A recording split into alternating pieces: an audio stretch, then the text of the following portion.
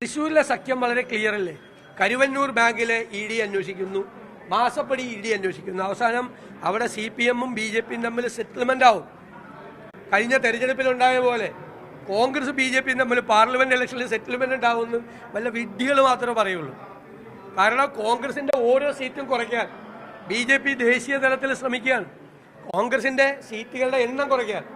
അപ്പോൾ കേരളത്തിൽ നിന്ന് ഏറ്റവും കൂടുതൽ സീറ്റുകൾ കിട്ടാൻ സാധ്യതയുള്ള, അതായത് ഉള്ള സീറ്റുകളിൽ ഏറ്റവും കൂടുതൽ കോൺഗ്രസ് എണ്ണം ജയിച്ചു വരാൻ സാധ്യതയുള്ള സംസ്ഥാനത്ത് BJP ഞങ്ങളുമായിട്ട് കൂട്ടുകൂടുമെന്ന് പറഞ്ഞാൽ അതൊക്കെ ഇവർക്ക് പറയാനൊന്നുമില്ലാത്തതുകൊണ്ട് പറയുന്ന.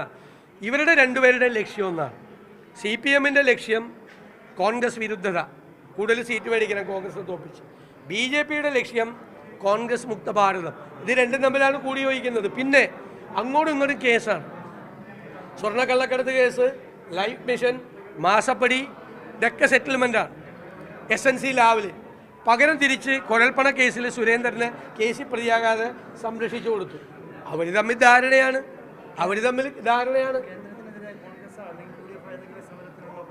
ഞങ്ങൾ ഇഷ്ടംപോലെ സമരം ചെയ്തിട്ടുണ്ടല്ലോ. ദേശീയ തലത്തിലും സംസ്ഥാന തലത്തിലും ഞങ്ങൾ സമരം ചെയ്യുന്നുണ്ട്. ഇപ്പോൾ ഈ കാര്യം പറഞ്ഞ് സമരം ചെയ്യാൻ പോകുന്നില്ല. പാർലമെൻറ്റിൽ ആവശ്യമുള്ള കാര്യങ്ങൾ ഉന്നയിക്കും. കാരണം ഇപ്പോൾ ഈ സർക്കാരിൻ്റെ നറേറ്റീവ് അവർ കാണിച്ചു വെച്ച എല്ലാ വൃത്തികേടുകൾക്കും കേന്ദ്ര അവഗണന എന്ന് പറഞ്ഞുകൊണ്ട് അതിൽ നിന്ന് രക്ഷപ്പെടാൻ വേണ്ടിയുള്ള ശ്രമമാണ്. അതിന് ഞങ്ങളെന്തിനാ കൂട്ടിയിരിക്കുന്നത്? ഞങ്ങളത് നവകേരള സദസ്സ് തുടങ്ങിയപ്പോൾ ഞങ്ങൾ പറഞ്ഞതല്ലേ, കേരളത്തെ മുടിപ്പിച്ചതാണ് ഈ സർക്കാർ. അതിനുത്തരം അവർ പറയട്ടെ. അല്ല, ചുവരെഴുത്തൊക്കെ ഞങ്ങളുടെ തെരഞ്ഞെടുപ്പ് പ്രവർത്തനത്തിൻ്റെ ഭാഗമായിട്ടാണ് വന്നിരിക്കുന്നത്. സ്ഥാനാർത്ഥിയുടെ ഒന്നും പേര് എഴുതില്ല. പേരെഴുതിയാൽ മച്ചളെ.